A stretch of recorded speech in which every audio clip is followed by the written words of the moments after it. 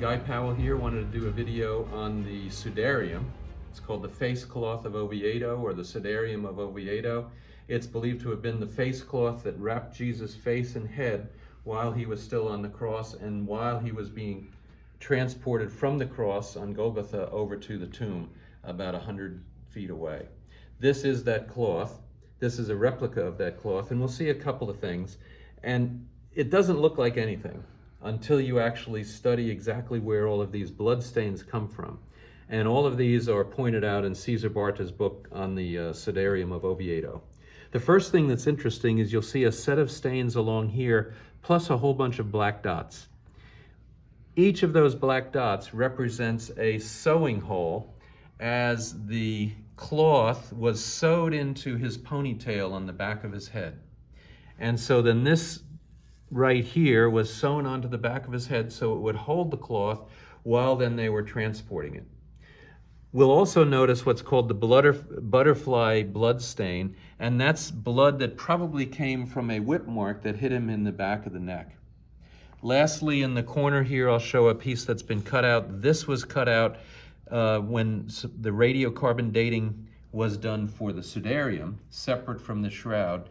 And the date that it came out was around the early 700s, different from the 1260 to 1390 on the Shroud. Yet you would have thought that they would have been either at the same age, or they would have potentially have been at the 2,000 years ago in the early 30s and 40s of the when Jesus was crucified.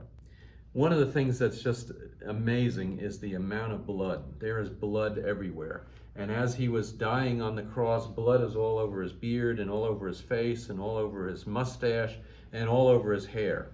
And when this cloth then was wrapped around his head, that blood transferred onto the cloth. Some of that is represented here on his face. So this would be his face right here. And then this is kind of where his nose was.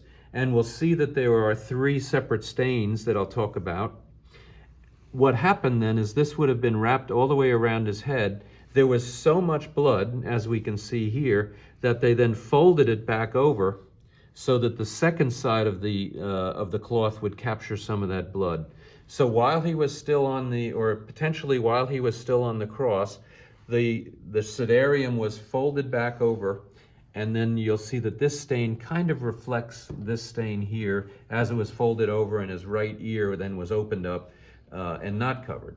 So the Sudarium was sewn into and around his ponytail, wrapped around his face, folded here because there was so much blood, and then that was then there to capture it. And you'll see also in different spots, different holes where the cloth was sewn together to hold it on while they were transporting him, while they were bringing him down from the cross. A couple of more things that are really fascinating on here, at least I find them fascinating, and have been determined by Cesar Barta and some of the work that he's done understanding and investigating the Shroud of Turin.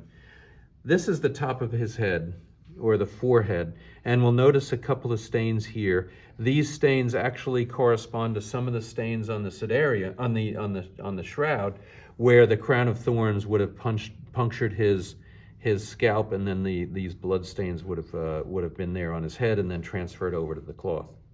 The other thing that's kind of interesting is you'll notice that there's a whole bunch of different fold marks here.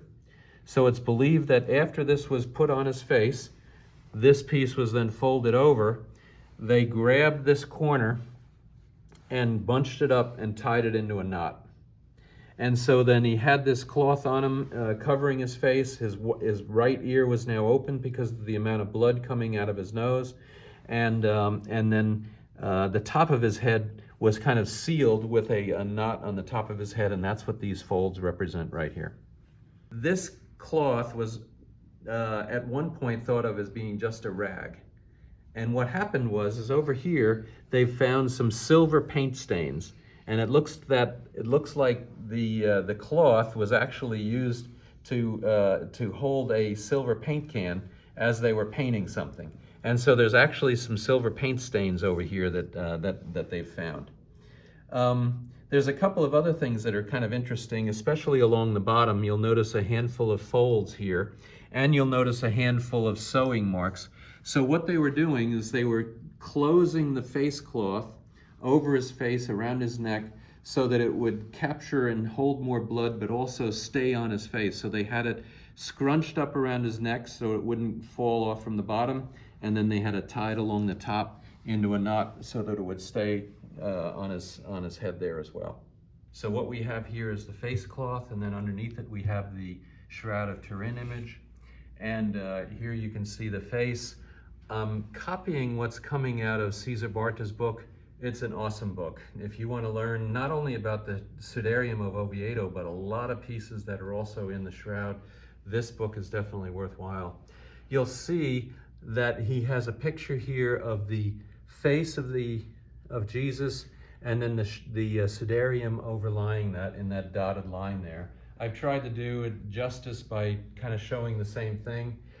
What we want to see here is that this is then the ponytail where the Sudarium was sewn around his ponytail that he had in his hair. And you can kind of see that here on the back of his head and on the back of the image, this thick, darker area here, and then a little bit thinner here going down for his ponytail. And so that image is trying to replicate that. And one of the things that's interesting then is that he has been able to align many of these blood stains with those blood stains that are on the Shroud of Turin. And with that, then to be able to say that this man, this potentially Jesus Christ as he was crucified, after he was crucified, he had the face cloth over him while he was still on the cross, brought down, and then when he was brought down, blood came out of his mouth. And then those blood marks, as well as those that were on him as they were bringing him down, match then what's on the Sudarium. Now, one of the things you'll see on the Sudarium is this one big blood stain, and you'll notice it has 3 separate marks, which look like 3 separate flows. And based on Cesar Barta's book on the Sudarium of Oviedo, those 3 blood stains refer to 3 different positions that the body was in after it was brought down from the cross, and as the blood then flowed out of his nose and mouth. And then, so the blood flowed out, it was in one position and got this far, it was in another position and it went that far, and then in another position and then it went that far. And so then the investigations and research that Cesar Barta has done has just been awesome. He's summarized it in his book called the Sudarium of Oviedo by Cesar Barta. And with that, we'll move on to the next video.